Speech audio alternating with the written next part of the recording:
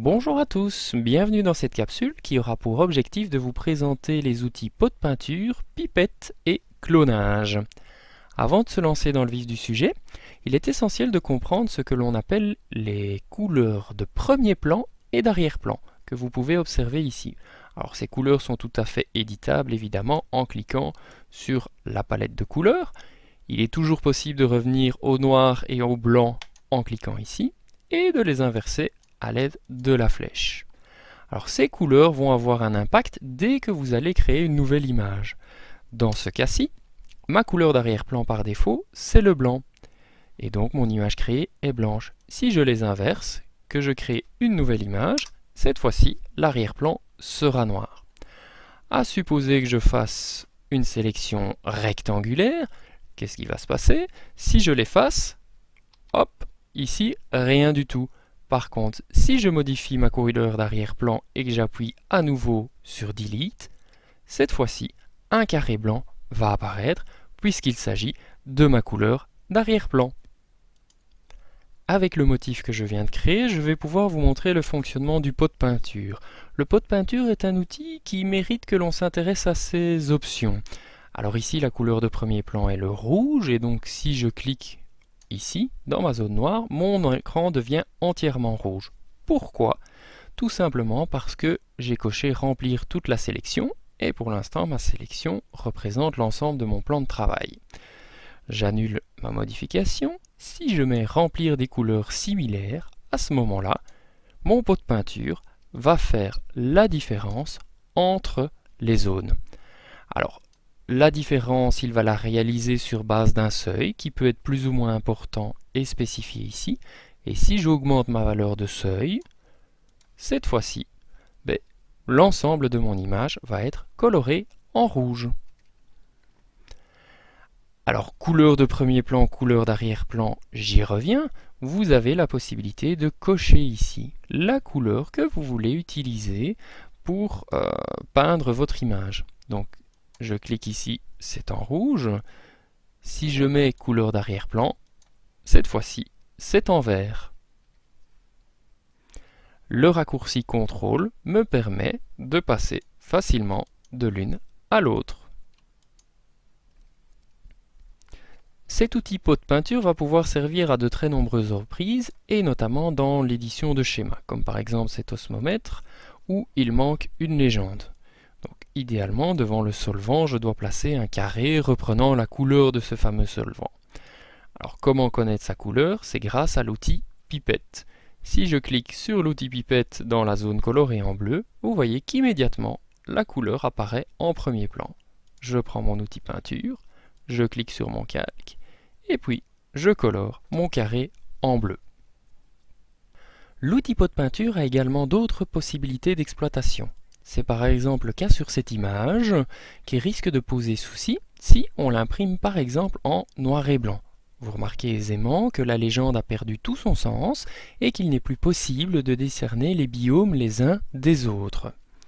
Pour y remédier, une possibilité c'est justement d'utiliser le pot de peinture associé à ce qu'on appelle des motifs.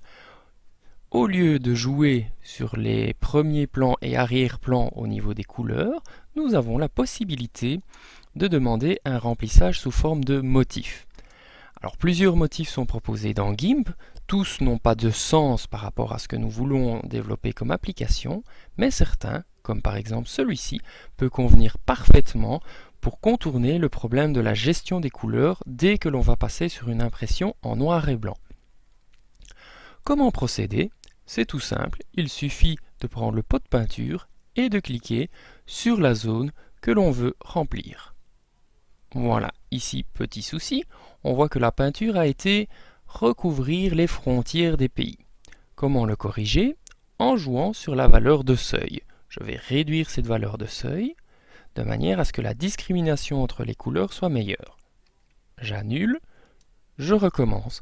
Et donc effectivement, par essai-erreur, on arrive à très rapidement calibrer correctement cette valeur de seuil.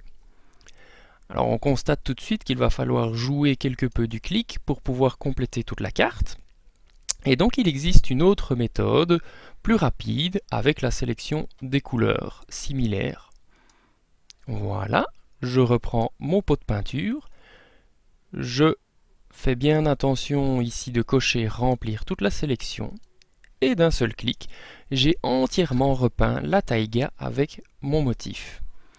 On peut procéder de même sur un autre biome. En un clic, je sélectionne toute la surface occupée par ce biome et je vais sélectionner un autre motif. Une dernière application présentée dans cette capsule, c'est l'utilisation de l'outil clonage qui pourrait également servir dans l'édition de documents avant impression. Et par exemple ici ce document qui a été scanné, que l'on va déjà remettre d'équerre en cliquant dessus grâce à l'outil rotation. Vous voyez que j'ai placé une règle pour permettre un meilleur ajustement. L'idéal c'est de faire la rotation à la grosse louche et puis d'ajuster de manière plus fine avec les curseurs. Voilà. Comme ça, c'est pas mal. Évidemment, maintenant, la manipulation que l'on voudrait pouvoir faire dans ce cas-ci, c'est par exemple supprimer la photo de cet enfant et sa légende. Alors, comment procéder pour que ce soit relativement homogène au niveau de la couleur? Ce que l'on peut réaliser, c'est bien sûr de prendre l'outil pipette.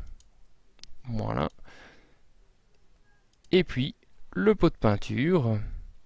Je vais juste créer un nouveau calque dans cet exemple-ci. Et je crée une occultation de l'ensemble.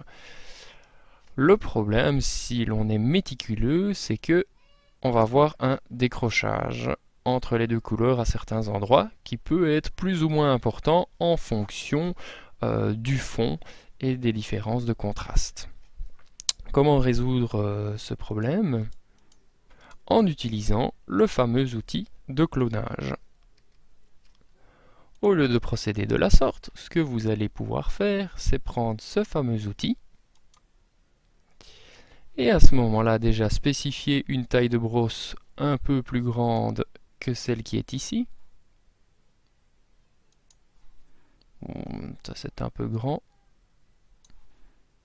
Voilà, ceci c'est pas mal. Et de définir la zone que nous allons copier, puisque cet outil de clonage en fait va recopier ce qui est présent juste à côté de lui. Alors vous voyez que ici en dessous, on explique qu'il faut appuyer sur CTRL pour donner une source au clonage. Et donc par exemple cette zone-ci, j'appuie sur CTRL et je clique. À ce moment-là, mon tampon est prêt à fonctionner.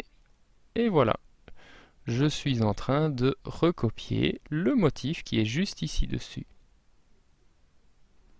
Donc fatalement, il faut faire l'opération en plusieurs étapes. On se retrouve effectivement avec un masquage qui est tout à fait homogène de notre texte. Évidemment, si je vais plus loin, à l'extrême, vous voyez que je vais reproduire l'image.